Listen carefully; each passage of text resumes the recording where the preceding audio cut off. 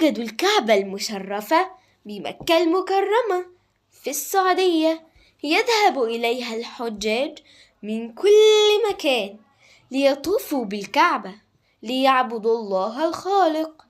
وكان باليمن رجل اسمه أبرهة الأشرم، كان ملكا شريرا يكره الكعبة، بنى معبد على هيئة الكعبة وطلب من الناس أن يذهبوا إليها مثل الكعبة، لكن الناس رفضوا. غضب إبرهة وجهز جيش كبير فيه فيل عظيم ليهدموا الكعبة، ولما عجز أهل مكة عن رده لتدخلت قدرة الله لحماية بيته الحرام.